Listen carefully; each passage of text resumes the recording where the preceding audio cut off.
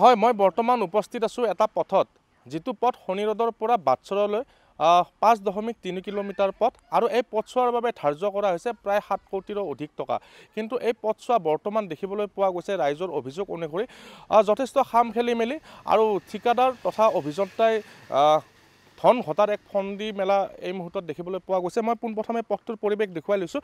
এইটো পথ, আৰু এই পথটো নৱনিৰ্মিত শনি ৰোডৰ পৰা বাটচৰালৈকে এই পথটো নিৰ্মাণ কৰি আছে। আৰু এই পথটো বনোৱাৰ পূৰ্বে, এই পথটো যেতিয়া বনাইছিলে, এই পথটো বনোৱাৰ পূৰ্বে যি পথটোৰ নতুনকৈ বনোৱাৰ সময়ত আচলতে যিটো বিটমিন বুলি কোৱা হয়, এটা আলকাট্ৰা জাতীয় এটা আঠা আচলতে আমাৰ ভাষাত যদি আমি ক'বলৈ যাওঁ, আৰু সেই বিটমিনটো আচলতে যেতিয়া ইয়াত মেটেল পৰা হয়, মেটেলৰ ওপৰত সেই বিটমিনটো দিয়া হয়, বিটমিন যাতে সেই মেটেলসমূহ কোনো ধৰণৰ আচলতে বিসংগতি নহয়, আৰু সেই বিটমিন দিয়াৰ পিছত কোনো ধৰণৰ সেই যিসমূহ পাথৰ আছে বা যিসমূহ শিল আছে, সেই শিলসমূহ কোনো ধৰণৰ সেই ৰাস্তাৰ পৰা উঠি যাব নোৱাৰিব।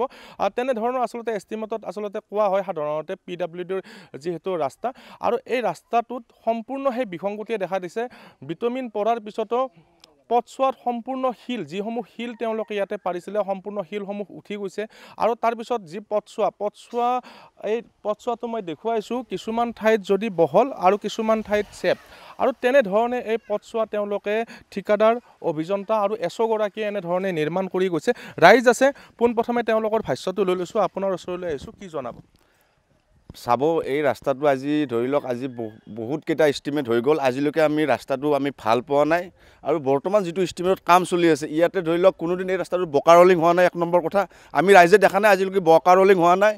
আৰু ধৰি লওক ইয়াতে কোনো বাঁহৰ কোনো হেৰি নাই। আমিও জানো ইঞ্জিনিয়াৰিং ক'ৰবাত যদি বাঁহ থাকে, বাঁহৰ তলখিনিয়ে হয়তো ব্লক কৰিব লাগে। ইয়াতে কোনো বাঁহ নাই, ইয়াতে ধন ঘোটাৰ তেওঁলোকে হেৰি কৰিছে, ৰাস্তাটো সম্পূৰ্ণৰূপে বেয়া কাম কৰিছে তেওঁলোকে।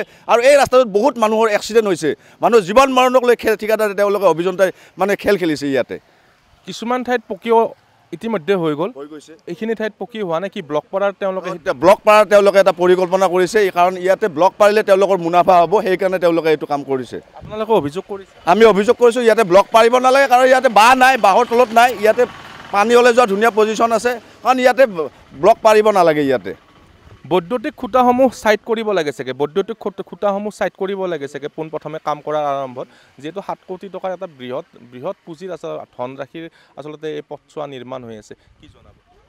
এইটো এটা বেয়া হেৰি হিচাপে কামবিলাক কৰা নাই, ঠিকমতে হোৱা নাই কামবিলাক, খুঁটাবিলাক ছাইড লগাই নাই, যিটো হিচাপ আছে সেই হিচাপমতে হোৱা নাই এইটো। আৰু ৰাস্তাবিলাকতো উঠি গৈ আছে, 5টা হলা বনাইছে, 6 মাহৰ বেছি হ'ল, কাম ক্লিয়াৰে হোৱা নাই, মানুহ যোৱা বহুত অসুবিধা হৈছে, ল'ৰা ছোৱালী স্কুলত নাই, কিবা নিয়া বহুত অসুবিধা।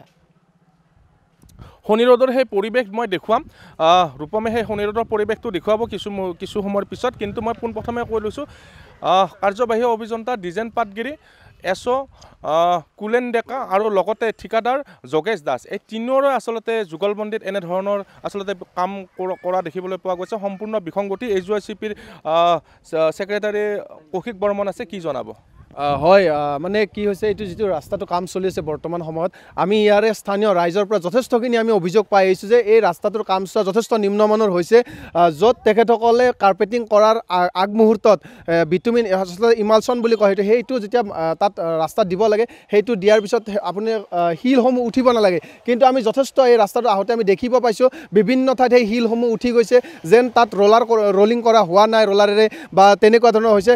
আৰু বিভিন্ন জেগাত য'ত এতিয়া দেখিবলৈ পাইছোঁ আপোনাৰ ব্লক ইটাৰে ৰাস্তাটো বনোৱাৰ যি কৰিছে, যথেষ্ট নিম্নমানৰ ব্লক ইটা তাত ব্যৱহাৰ কৰা হৈছে। এটা ৰাস্তা বিভিন্ন ৰাইজৰ বাবে যে তেতিয়া চেংচন হয়, ৰাইজে যথেষ্ট দীৰ্ঘদিন কষ্ট বা দীৰ্ঘদিন প্ৰতিবাদ বা আবেদন কৰোৱাৰ পিছতহে এটা ৰাস্তা চেংচন হয়।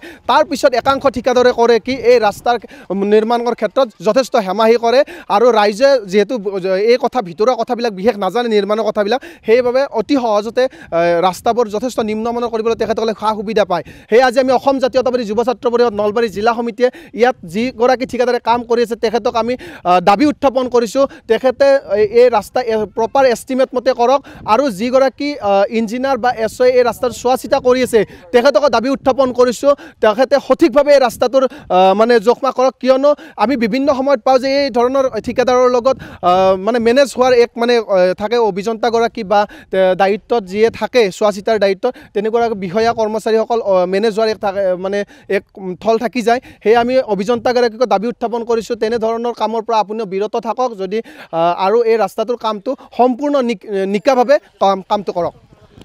মই কৈছোঁ এইটো চন্দ্ৰমোহন পাটোৱাৰীৰ গৃহ সমষ্টি হয় ধৰ্মপুৰ, আৰু এই ধৰ্মপুৰত মন্ত্ৰীগৰাকীৰ আচলতে গুৰুত্বপূৰ্ণ ভূমিকা নোহোৱাৰ পৰিপ্ৰেক্ষিতত ঠিকাদাৰ অভিযন্তাই মিলি এনেধৰণৰ আচলতে ধন ঘটাৰ এক ফন্দি তেওঁলোকে বাছি উলিয়াইছে। আৰু মই ইতিমধ্যে উল্লেখ কৰিছোঁ যে এই পথটো শনি ৰোডৰ পৰা বাটচৰলৈ প্ৰায় 5.3 কিলোমিটাৰৰ পথছোৱাৰ কাম হৈছে। প্ৰায় 7 কোটিৰ ওপৰত ইয়াত টকা ধাৰ্য কৰা হৈছে। কিন্তু ইয়াৰ স্থানীয় লোকসকলে যেতিয়া ঠিকাদাৰৰ যিসমূহ তেওঁলোকৰ কৰ্মচাৰী আছে বা যিসকল তেওঁলোকৰ মহৰী আছে তেওঁলোকৰ লগত যেতিয়া কথা পাতে বা এষ্টিমেটৰ কথা সোধে, কিন্তু কোনো ধৰণৰ সেই এষ্টিমেট তেওঁলোকক দেখুওৱা নাই। আৰু যি তেওঁলোকে এষ্টিমেট ফলক আচলতে তেওঁলোকে ৰাস্তাটো নিৰ্মাণ কৰাৰ পূৰ্বে তেওঁলোকে লগাব লাগে, কিন্তু সেই কোনো ধৰণৰ আচলতে সেই এষ্টিমেট ফলক ইয়াত দেখিবলৈ পোৱা নাই। আৰু সম্পূৰ্ণ তেওঁলোকে সংগোপনে ৰাইজৰ লগত কথা বতৰা নাপাতি বা ৰাইজৰ লগত কোনো ধৰণৰ আলোচনা নকৰি এনেধৰণে তেওঁলোকে এই কামসমূহ কৰি থকা দেখিবলৈ পোৱা গৈছে। অৱশেষত ৰাইজ অতিষ্ঠ হৈ আজি সংবাদ মাধ্যমৰ আগত তেওঁলোকে এনেধৰণে যি তেওঁলোকৰ অভিযোগ সেই অভিযোগসমূহ উত্থাপন কৰিছে। তেওঁলোকে বৈদ্যুতিক খুঁটাসমূহ তেওঁলোকে নিৰ্মাণ কৰাৰ পূৰ্বে তেওঁলোকে সেইসমূহ আন ঠাইলৈ প্ৰায় 4 ফুট দূৰলৈকে তেওঁলোকে স্থানান্তৰ কৰিব লাগে। কোনো ধৰণৰ তেওঁলোকে কাম কৰা নাই। যিসমূহ পথ যিখিনি তেওঁলোকে বহল কৰিব লাগে সেইসমূহ তেওঁলোকে বহল কৰা নাই। পুৰণা যিটো ৰাস্তা আছে পুৰণা পথটোৰ ওপৰতে তেওঁলোকে পুনৰ নতুন মেৰামতি সেই পুৰণা নতুন মেৰামতি তেওঁলোকে আৰম্ভ কৰিছে।